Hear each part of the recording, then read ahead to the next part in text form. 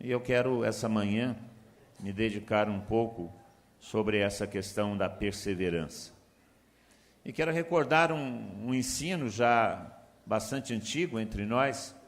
Eu toquei sobre esse assunto pela primeira vez em 1996, e depois, em várias outras ocasiões, nós refletimos sobre ele, e mais recentemente, em 2006, nós refletimos.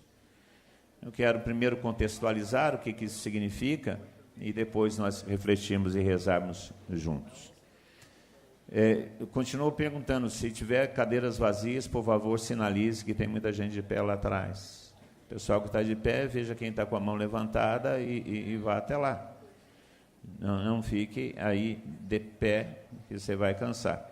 Agora, se os jovens quiserem sentar aqui na frente no chão, também não tem nenhum problema não, pode descer e sentar, não tem galho nenhum não.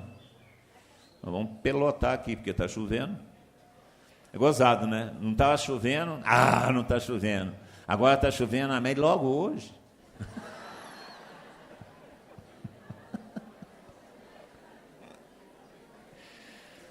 O ser humano é muito insatisfeito por natureza, né?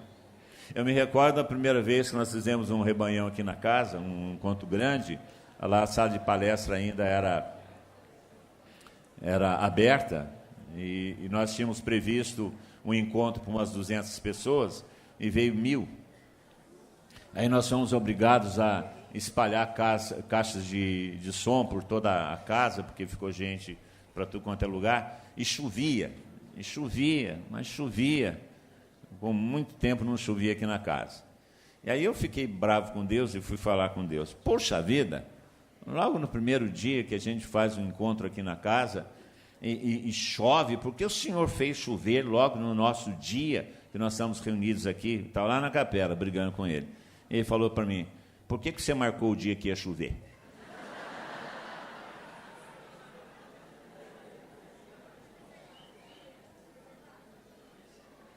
Eu falei, fiquei quieto. Ele que sabe, né? Eu que tinha que ter perguntado, vai chover, Senhor? Não perguntei. Mas por que você marcou o dia que ia chover? Aí depois ele falou para mim, mas vocês vão almoçar no seco e vão celebrar no sol. Na hora do almoço parou de chover e na hora da missa tinha sol. Eu não discuto mais. O Senhor quer chover? Chova. Quer fazer sol? Faça. Está tudo muito bom. Eu quero contextualizar o que eu quero refletir com vocês. Em 1988, eu dava aulas em São José dos Campos, tinha 37 anos, 16 para 17 anos de caminhada na igreja, e me encontrava numa situação bastante complicada. Achava que a vida na fé não valia a pena. Olhava para trás nos meus 17 anos de caminhada e não encontrava significado nenhum naquilo que eu estava fazendo. Pensava que o que eu fazia é porque eu não sabia fazer mais nada. Era só aquilo que eu sabia fazer. Eu pediria que parasse um pouco a conversa. Vamos sossegar. A hora que vamos procurando os lugares, que tem lugares vazios, quem tiver com lugar vazio ao seu lado, mantenha a mão levantada, não precisa manter a boca aberta, mantenha a mão só levantada, é o suficiente. Então, eu estava em São José dos Campos e dava aula lá e me encontrava nessa situação de desânimo completo da vida espiritual. Achava que não valia a pena, a comunidade não tinha sentido, a oração não alcançava Deus, o evangelho era uma literatura piedosa, a comunidade um saco, os líderes que eu tinha que me relacionar só problemas, e tinha que trabalhar na igreja. E nessa situação de completa derrocada interior, de crise espiritual, eu fui convidado para pregar um retiro, pregar o congresso da Diocese de Londrina. E lá fui eu, com toda a minha hipocrisia, pregar uma coisa que não dizia nada mais ao meu coração. Eu estava pregando, Deus dá inteligência. Durante a pregação, um líder, já também bastante antigo, da Renovação, que eu já conhecia de outros lugares, me procurou para um aconselhamento e despejou no meu ouvido tudo o que eu era, tudo o que eu estava passando, toda a situação interior que eu vivia. Ele falava dele, mas eu via que era eu que estava naquilo que ele estava descrevendo. Ele passava pelo mesmo problema que eu.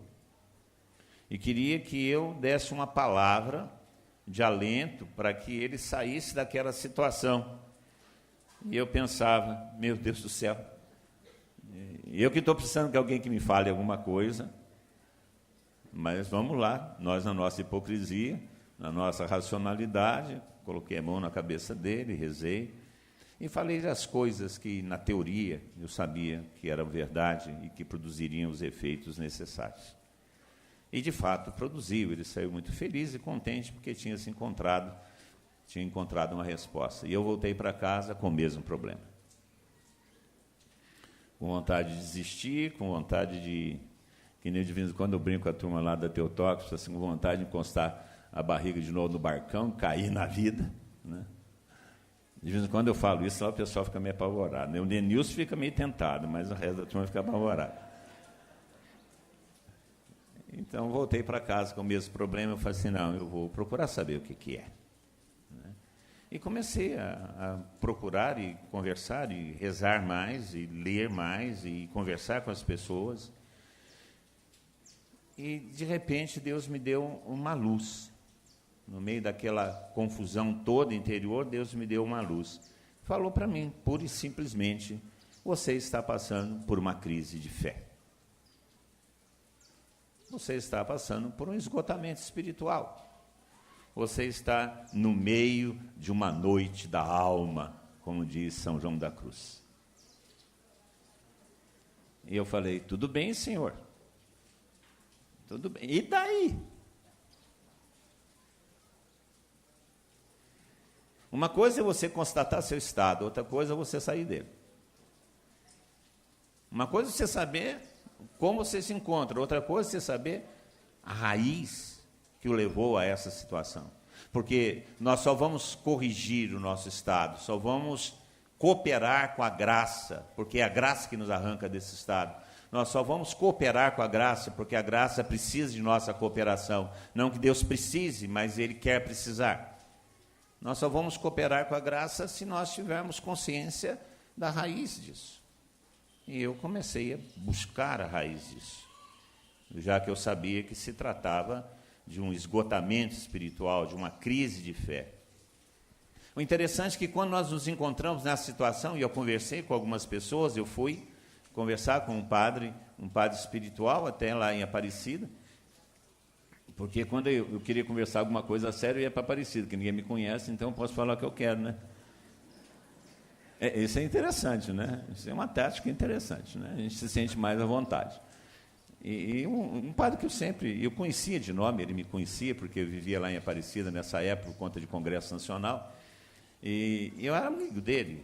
E, na realidade, não fui em Aparecida fugindo da responsabilidade de contar meus pecados a uma pessoa conhecida, porque isso todo mundo sabe, não preciso contar para vocês meus pecados, vocês conhecem todos eles. Então, eu fui lá conversar com o padre para me aconselhar, esse padre que era meu amigo. E ele falou assim para mim, Datá, faça o seguinte, tira umas férias, abandona um pouco, desista um pouco, o problema seu é muita atividade.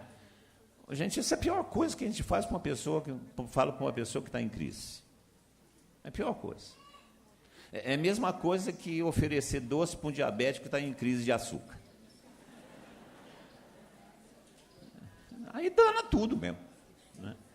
E a gente acha que é isso mesmo, então vou ter que puxar o freio de mão, vou ter que diminuir minha agenda, vou ter que... E depois a gente cai numa outra tentação que é terrível. A tentação da hipocrisia que nós percebemos em nós mesmos. Eu estava falando uma coisa e sabia que eu não estava sentindo, mas vejam, o que eu estava falando era mentira. não era vivenciado profundamente no meu coração. Eu não tinha ferido ainda o Evangelho de ser infiel às propostas e à vida moral que o Evangelho contém. Não tinha sido infiel. Não estava numa situação de pecado, longe de Deus. Eu estava simplesmente numa crise espiritual. Eu não sabia onde estava Deus. Deus tinha mudado de endereço, mudou o telefone e não me avisou. E a grande tentação é achar que nós estamos falando sobre uma coisa que nós não estamos sentindo, então é hipocrisia, então eu não posso, e eu acabo me retirando da missão. Eu acabo me retirando na vida espiritual, eu acabo desistindo, e é exatamente essa a tentação. Então, eu comecei a reagir quanto a isso. Primeiro, eu não diminuí mesmo o meu ritmo de vida. Segundo, eu não diminuí mesmo minha missão, e foi isso muitas vezes que me sustentou. E a gente tem que entender isso, que muitas vezes, não é hipocrisia, não.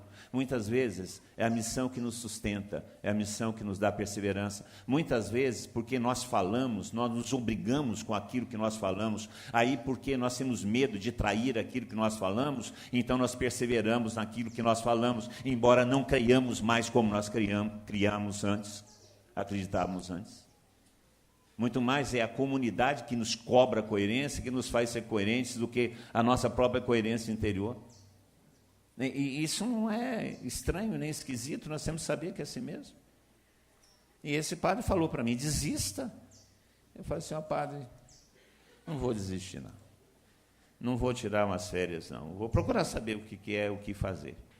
Outras vezes a gente cai também na tentação de falar que as pessoas que estão passando por esse problema são pessoas que perderam o batismo no Espírito Santo. Ora, São João da Cruz não perdeu o batismo no Espírito Santo, ele teve certos momentos da vida dele que achou que ele não acreditava mais em Deus, e é santo. Não é uma perda de batismo no Espírito Santo, é uma crise espiritual. É uma crise que é causada pelo esgotamento espiritual, que é a noite escura que nós temos que passar muitas vezes para o nosso amadurecimento, é a desolação que Deus deixa se abater sobre nós.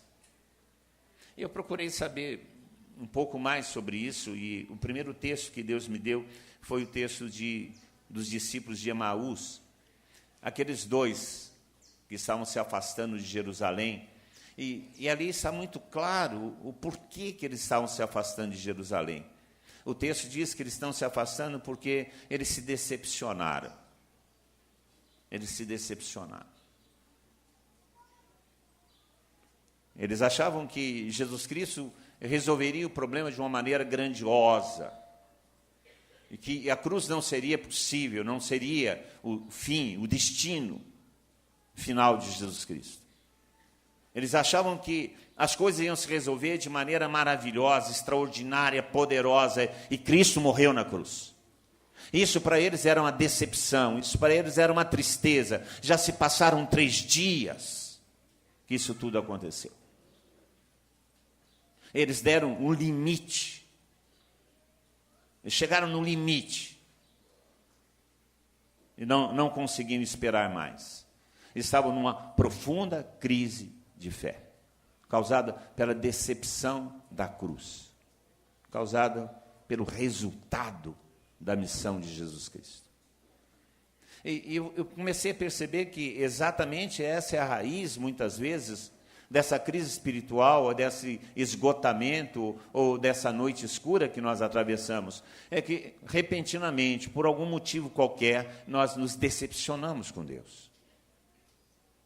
Nós achamos que as coisas iam ser tão legais, mas, de repente, tem dor, tem dificuldade, tem incompreensão, tem não reconhecimento, tem perseguição. Veja, é que nem casamento. É que nem casamento.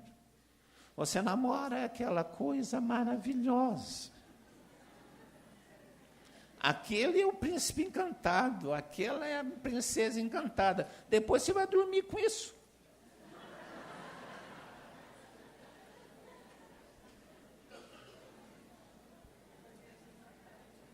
Vai ver que essa felicidade que existe, e eu sou feliz casado,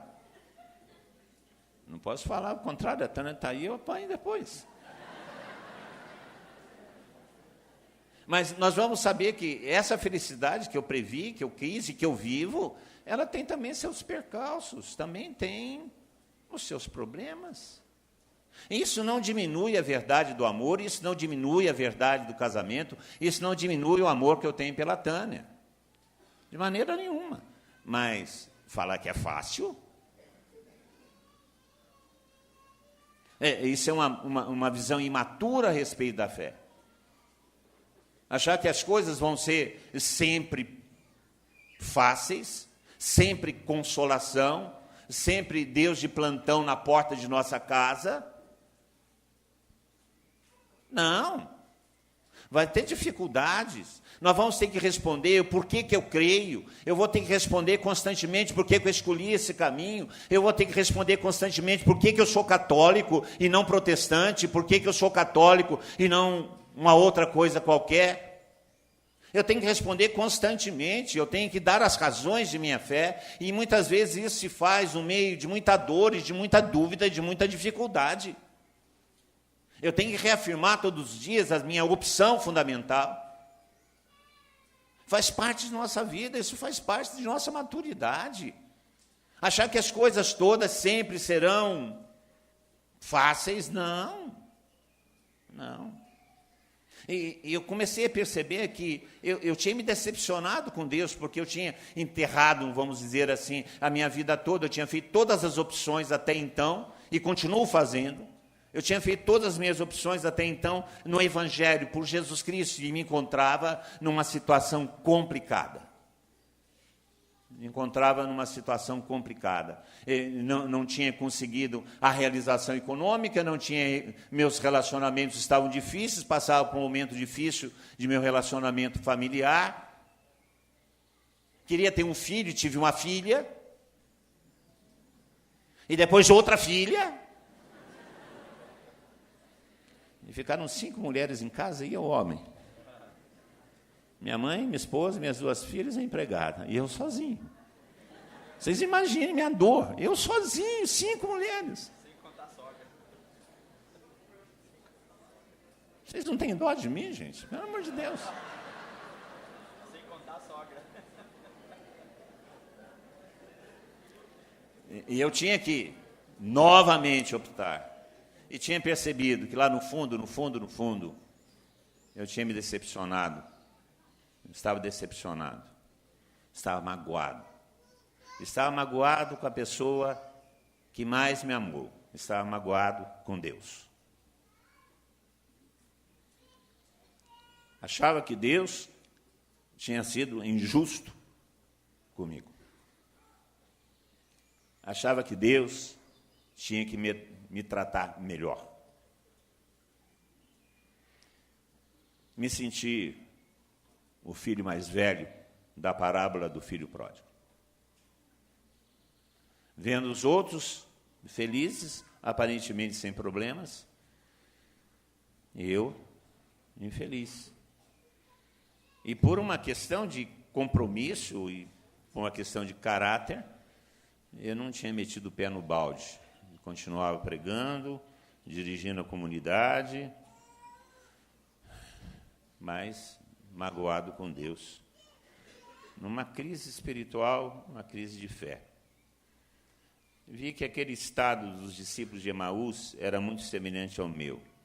Um estado de fadiga espiritual, de frustração, de abatimento, em relação às minhas opções por causa do Evangelho. Minhas realizações, as recompensas esperadas não vieram.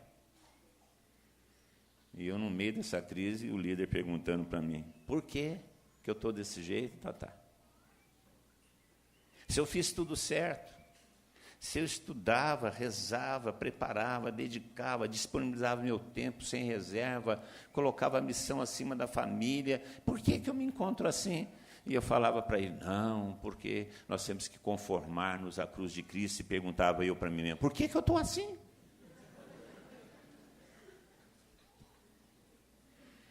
E aí, rezando e zapeando a televisão um dia de madrugada, num programa de ciências, encontrei lá uma reportagem sobre um besouro pequeno que se alimenta de rãs no brejo. E esse besouro, ele fica nas costas da rã e inocula na rã, num furinho pequeno, um líquido que ele produz, e esse líquido transforma o interior da rã, suas vísceras e seus ossos, em um líquido, e dissolve. E aí ele suga esse suco, e de repente, o filme era muito interessante, a rã toda viçosa, de repente ela murchava, como um balão que se esvazia. E o besouro crescia, porque ele consumia o interior da rã, quando ele inoculava nela, injetava nela um líquido, um veneno, que dissolvia seu interior. E aí, nesse dia, eu louvei a Deus, porque eu entendi por que eu me encontrava tão decepcionado com Deus, por que eu me encontrava magoado com Deus. Porque eu deixei que um veneno extraordinariamente forte e pernicioso entrasse em minha vida espiritual, entrasse em meu relacionamento com Deus. E Jesus Cristo já havia falado sobre isso. E é esse o texto que Deus me deu na ocasião. Mateus, capítulo 16, versículo 6.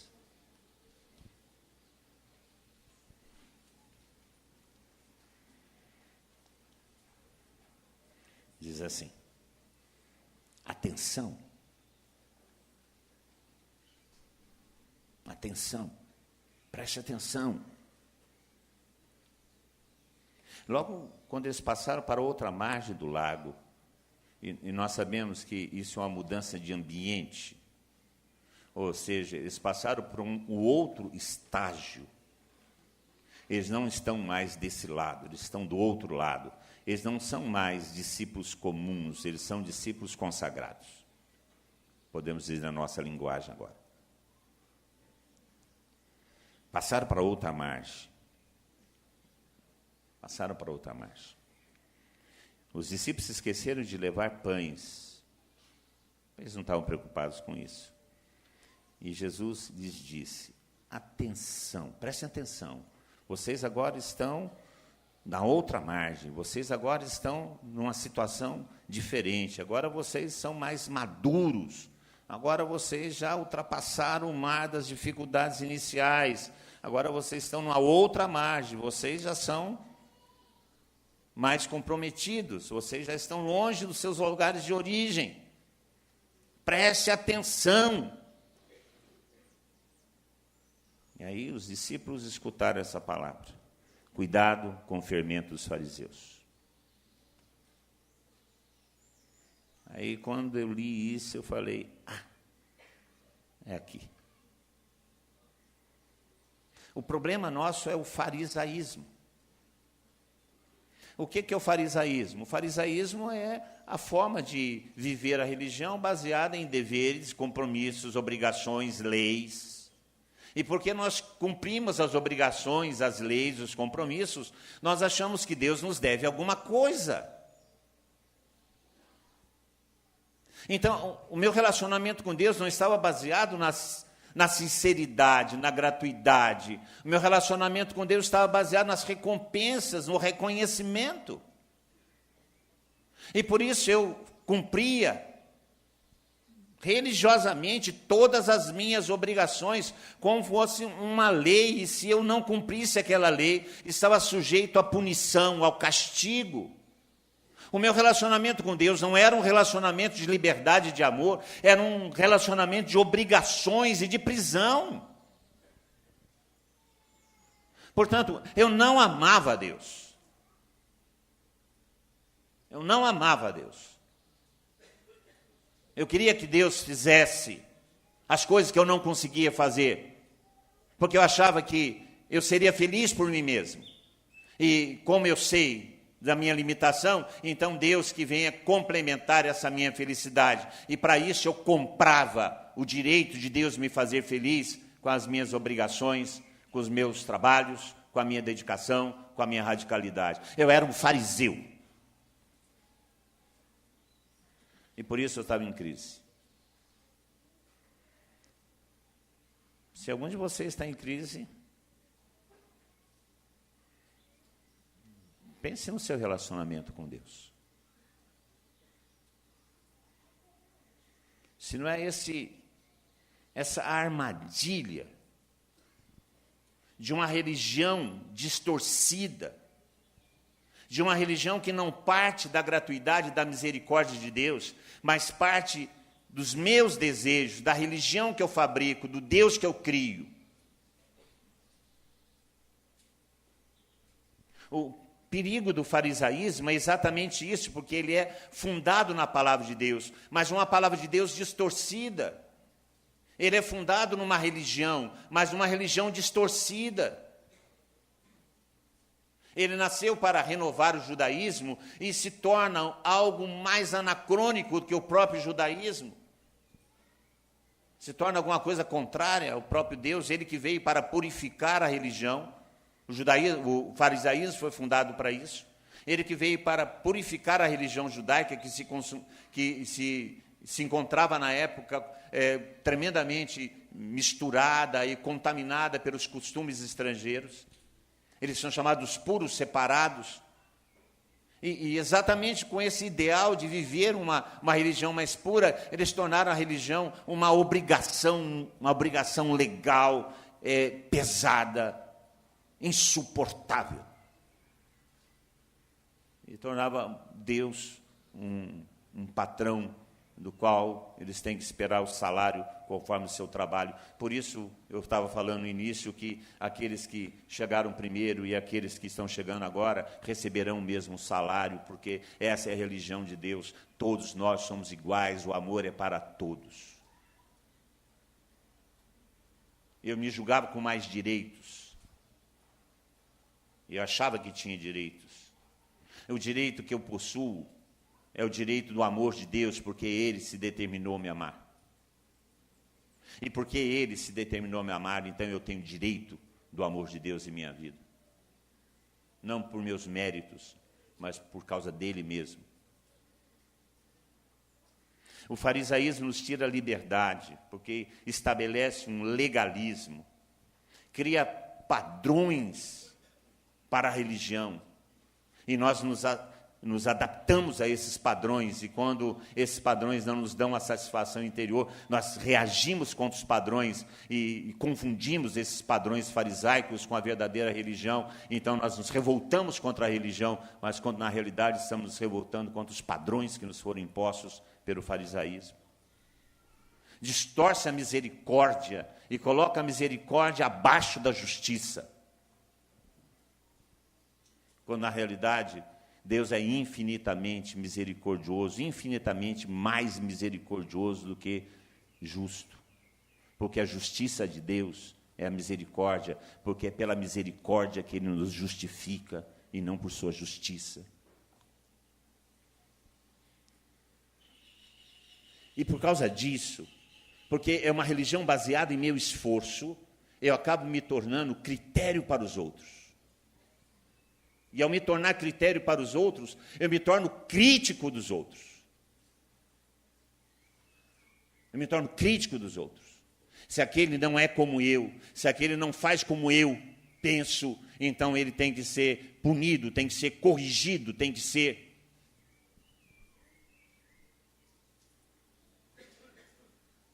tem que ser atacado. Porque eu estou vivendo uma religião baseada nas leis que eu mesmo estabeleci. Um versículo que não tem saído do meu coração nos últimos 10, 12 anos.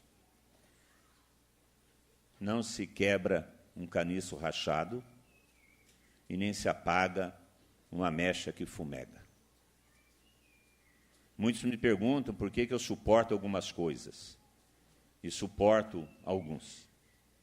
Porque não se quebra o caniço rachado. E nem se apaga a mecha que fumega.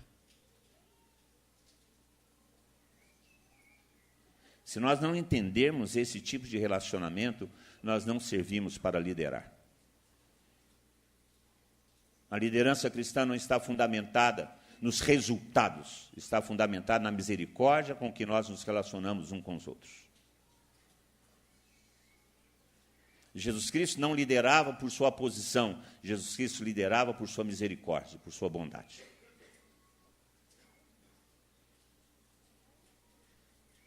E porque nós somos fariseus e acabamos colocando-nos como critério dos outros. Muitos de nós, os cristãos, vivem essa religião fundada no farisaísmo. Veja, eu não estou falando que sejam fariseus, mas possuem uma visão farisaica da religião, da missão, do engajamento, não por sua própria culpa, mas porque ainda não aprofundaram e não amadureceram a relação com Deus.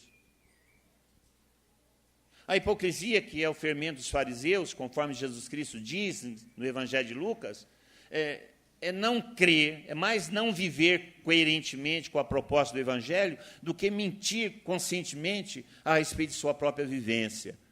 Ou seja, o farisaísmo de Jesus Cristo não é ser hipócrita no sentido de mentir, né, sobre nossa vida, porque todos nós somos hipócritas, porque nós não vivemos radicalmente tudo aquilo que nós cremos, nos esforçamos por viver aquilo que nós cremos. É isso que não nos faz ser fariseus. É isso que não nos faz ser hipócritas. Então, quando eu estou falando sobre a hipocrisia, nós estamos falando de pessoas que vivem a partir de um critério diferente, equivocado, estranho, que não é verdadeira religião. E creem que isso é verdadeira religião, e não é a verdadeira religião. E o resultado é a decepção, porque essa religião baseada nos deveres e direitos, essa religião baseada em Deus deve me servir e eu devo ser reconhecido pelas coisas que faço a Deus. Essa religião baseada em leis, em obrigações, essa religião nos leva à crise da fé. E nos leva à desistência. A hipocrisia é viver como verdade algo que não é. E muitos cristãos vivem assim. Vivem uma religião a partir de princípios não verdadeiros. Vivem a vida na comunidade, não a partir de princípios verdadeiros, mas princípios que eles foram impostos e eles não souberam discernir. Mas vivem a partir de uma visão equivocada da religião, do evangelho, da igreja, da missão, da comunidade. Portanto, uma visão farisaica. Muitas vezes sem perceber isso. Essa é a razão que muitos se afastam, essa é a razão que muitos brigam com os líderes e brigam entre si. Essa é a razão das decepções. Essa é a razão da falta de misericórdia. Essa é a razão da crise. Porque somos contaminados pelo veneno do farisaísmo. O farisaísmo gera regras, observâncias meticulosas quanto ao comer, quanto ao beber. Nós devemos ficar preocupados com o escândalo e não com o que nós bebemos ou deixamos de beber. Qual que é a diferença entre tomar cerveja ou tomar água, se eu sento à mesa e como desbragadamente? Não bebo cerveja, mas como desbragadamente, caindo no pecado da gula e não da beberragem.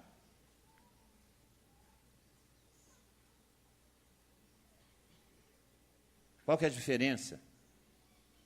Se a minha conversa é indecente, mesmo que sejam piadas cristãs, católicas, mas que desprezam as pessoas nas nossas piadas e nossas conversas, porque nós somos um convívio e devemos ser felizes.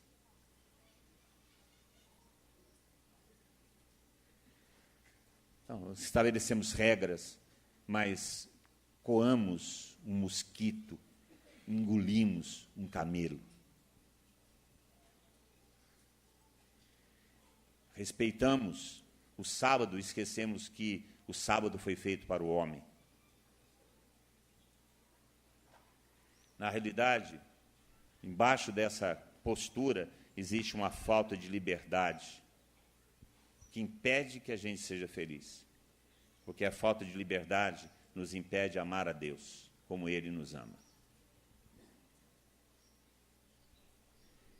Nos impede de ter um relacionamento com Deus e com os irmãos a partir do amor com que Deus nos ama. E isso, quando nos atinge, nós entramos em crise. E aí, a oração não tem mais gosto, a comunidade é um peso, a missão é um saco. Porque eu me torno prisioneiro, escravo, servo e não amigo, servo e não filho. O escravo não permanece na casa, o filho permanece. Não vos chamo servos, mas amigos, porque o servo não sabe o que faz o seu senhor. Naquele ido dos anos 80, me encontrava nessa situação. E Deus me falou que a base dessa situação, o substrato, o que está por baixo, o que está na raiz de todas essas situações que eu vivia, estava o orgulho. O orgulho. Que é a velha religião humanista, desprovida da verdadeira fé, baseada simplesmente em mim mesmo,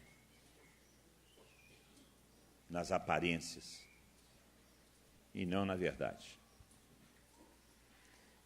O que Deus me propunha naquela época, para sair desse farisaísmo do filho mais velho, o que Deus me propunha naquela época era uma revirada na minha vida. E perguntei para ele: Senhor, qual o remédio? Senhor, qual é o remédio?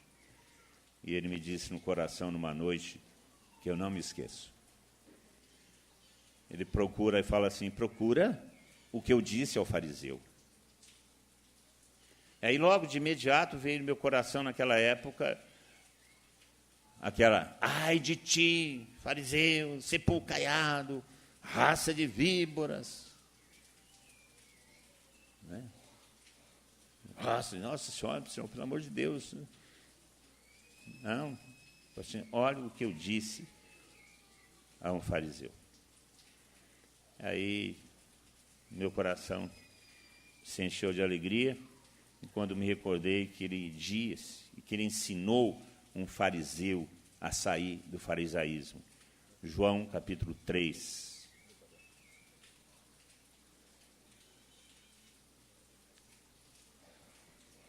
João capítulo 3. Havia alguém entre os fariseus.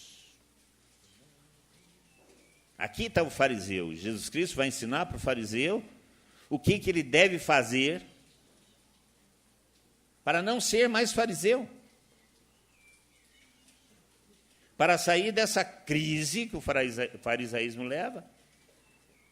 Havia alguém dentre os fariseus chamado Nicodemos, um dos chefes dos judeus.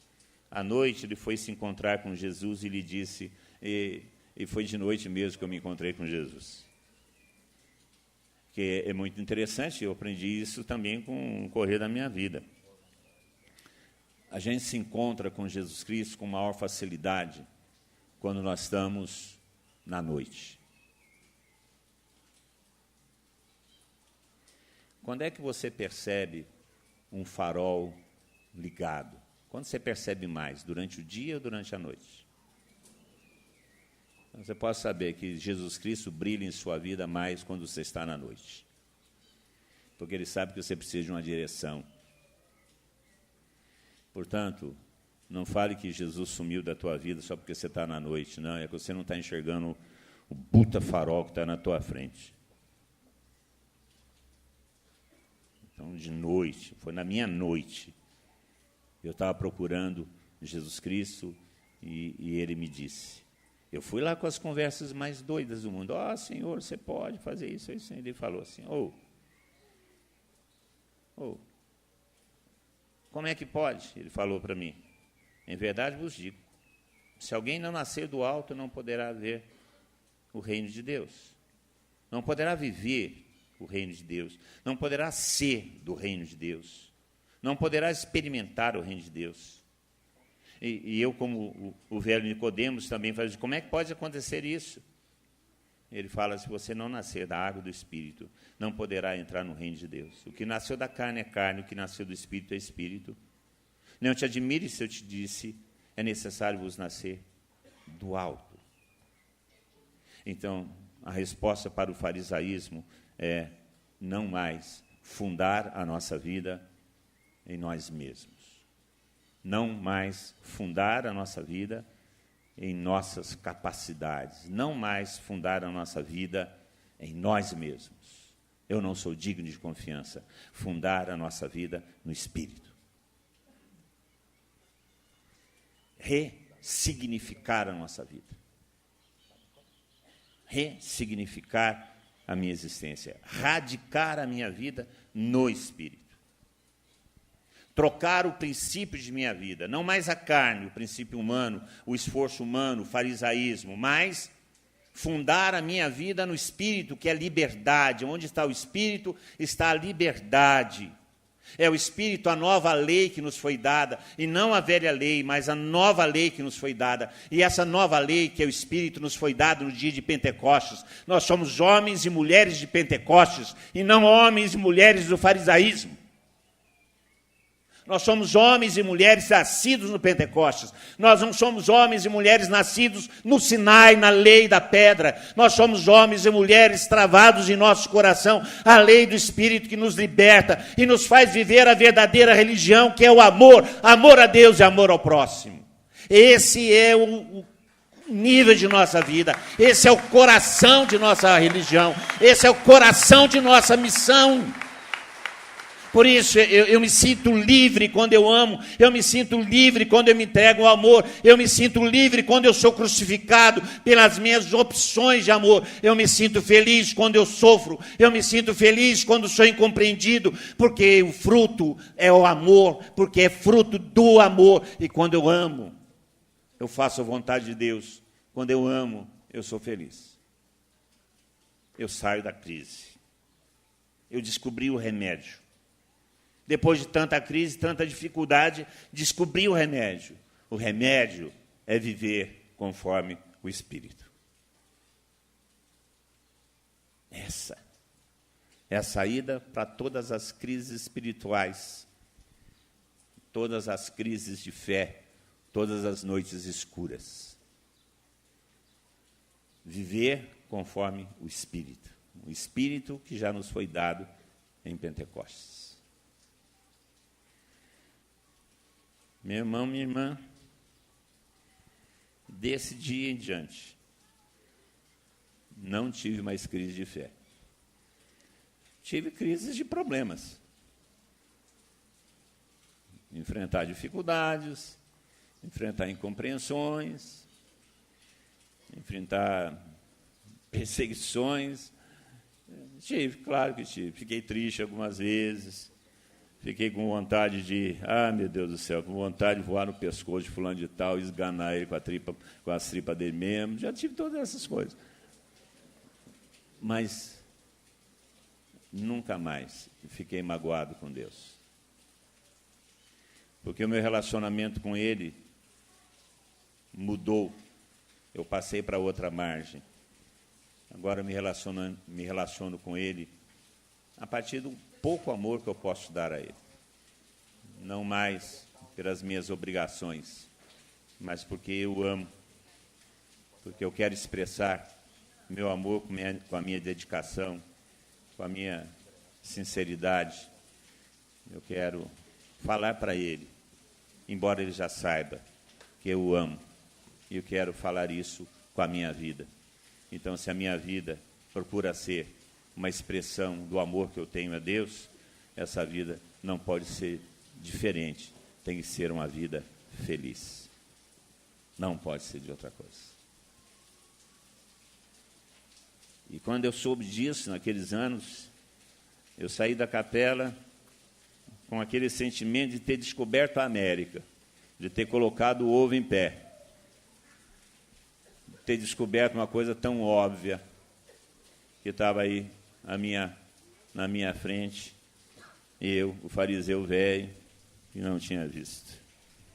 Nascer de novo, e de novo, e de novo, numa linguagem que nós temos muito própria, ser batizado no Espírito Santo de novo.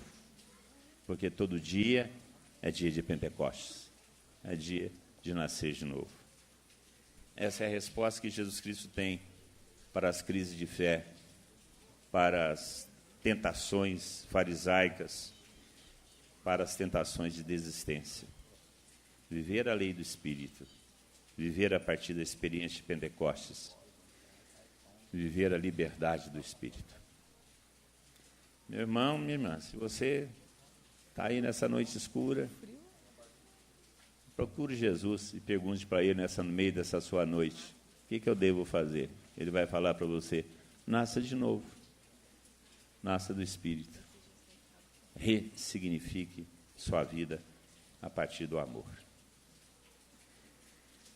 O Everson estava falando durante a oração que no meio daquela primeira crise que a comunidade passou, eles rezaram, ficaram cheios do Espírito e o chão tremeu. Isso que nós queremos rezar. Queremos ficar novamente cheios do Espírito. Queremos que essa chuva seja a chuva do Espírito, que encharque a nossa alma, que encha o nosso coração, que nos retire de toda amargura, de todo sofrimento, que nos retire de toda a noite escura,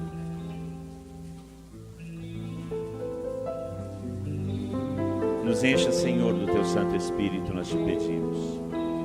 Nos encha, Senhor, do Seu amor, nós te pedimos.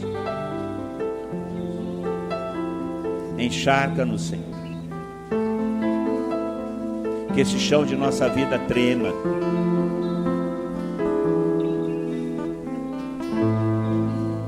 Encha-nos, Senhor, do Seu Santo Espírito.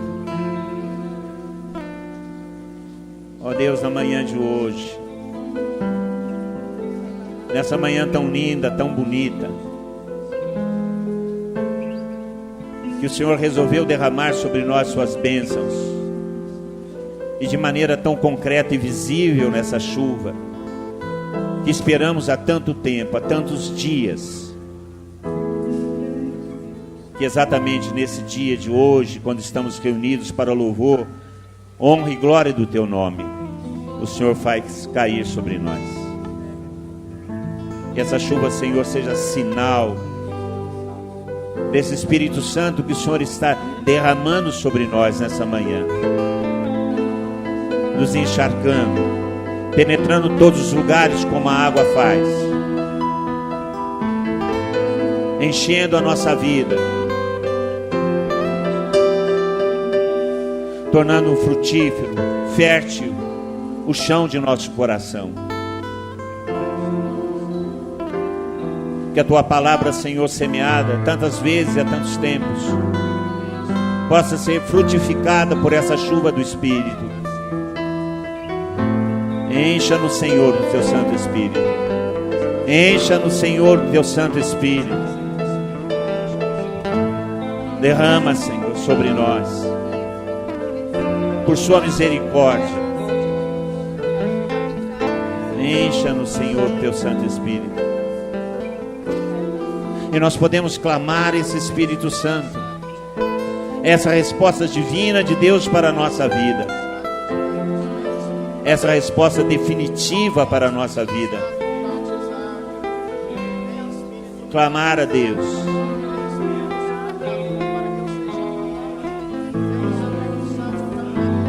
Derrama, Senhor.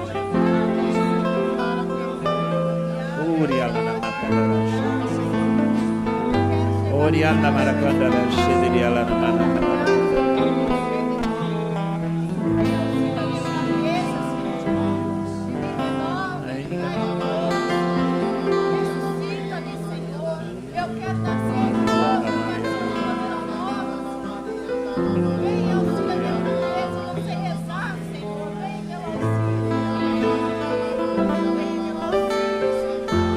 podemos ficar de pé, nessa posição de quem quer receber.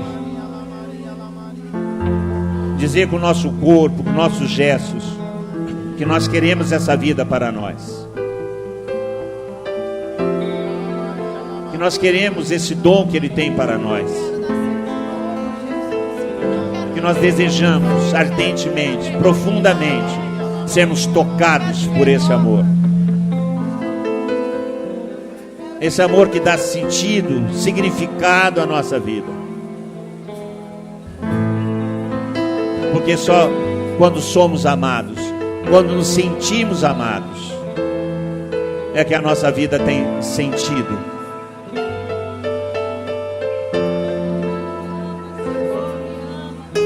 Abra seu coração, abra sua vida. Deixa o Senhor encher o seu coração.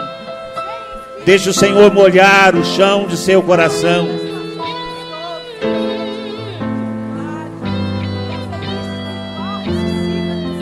Derrama teu Espírito Santo, Senhor.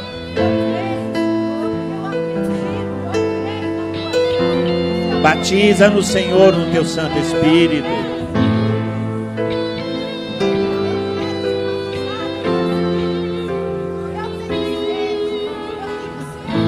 Ó Deus,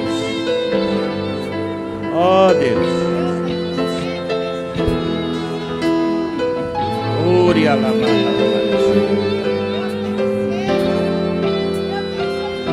derrama, Senhor.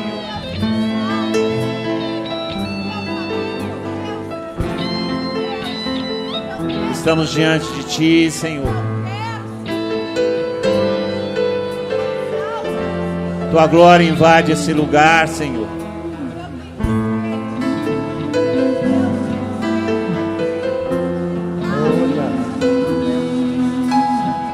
Bendito o Teu nome, Senhor.